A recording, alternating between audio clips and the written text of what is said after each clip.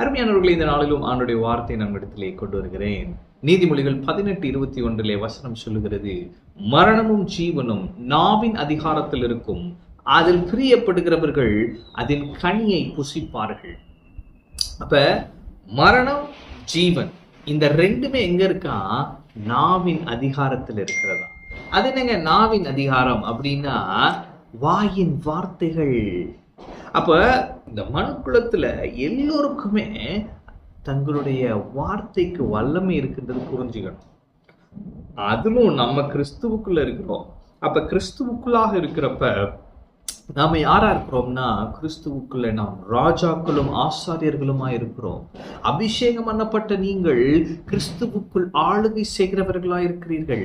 அப்ப ஆளுகை செய்கிற உங்களுடைய வார்த்தைகள் மிக முக்கியம். ஒரு ராஜா அல்லது இந்த நாட்டின் பிரதமர், ஜனாதிபதி, அவர்களுடைய வார்த்தைகள் ரொம்ப முக்கியம். அவர்களுடைய நடைகள் ஒவ்வொரும் ரொம்ப முக்கியம். பாருங்க, அவன் என்ன சொல்றான்னு காத்துட்டு இருக்கிறாங்க. அந்த வார்த்தைக்கு வல்லமை இருக்கு இல்லையா? அப்ப இன்னைக்கு நான் குட் மார்னிங் சொல்றதுக்கும் பிரதமர் அவர்கள் குட் மார்னிங் சொல்றதுக்கும் வித்தியாசம் இருக்கு இல்லையா?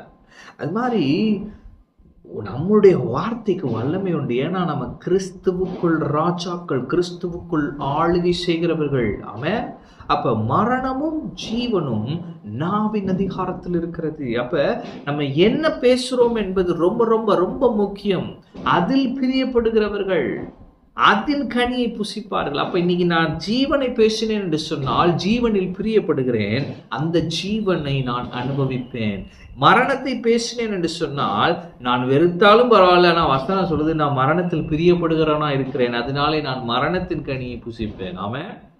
அப்ப இன்னைக்கு நம்ம ஒரு தீர்மானம் எடுக்கணும். என்ன தீர்மானம்னா, நான் இனி மரணத்தை பேச மாட்டேன், நான் இனி பிற்போக்காய் எதையும் சொல்ல மாட்டேன், கர்த்தருடைய வார்த்தைக்கு விரோதமாக ஒரு வார்த்தையும் சொல்ல மாட்டேன் என்கிற ஒரு தீர்மானம் எடுங்க. ஆண்டவர் உன்னை நான் வாழாக்காமல் தலையா வைப்பேன்னா அது எப்படி நடக்கும்? அது ஆண்டவர் சொல்லிட்டாரு, ஆனா சூழ்நிலை இப்படி நான் பேச மாட்டேன்ற தீர்மானம் எடுங்க. நான் ஜீவனை மட்டுமே பேசுவேன். என்னை தலையாக வைத்திருக்கிறார் என் தேவன், என் தலையை நிமிரச் செய்வார், என் தலையை உயர்த்துவார், இப்படி ஜீவனையே பேசுவேன் என்று தீர்மானம் எடுத்து ஜீவனையே பேச ஆரம்பிங்க. அப்புறம் பாருங்க, நீங்க என்ன பேசுறீங்களோ உங்க வாழ்க்கை நிஜமாய் அது மாறிவிடும். இயேசுவின் நாமத்திலே சுகம் உண்டாவதாக நீங்க சொல்லுங்க, அந்த சுகம் வெளிப்படும். இயேசுவின் நாமத்தினாலே கடனை அடைத்து திருப்பேன்னு சொல்லிட்டே இருங்க, கடனை நீங்க அடைத்து திருப்பீங்க. இது ஏதோ ஒரு மந்திரம் இல்லை.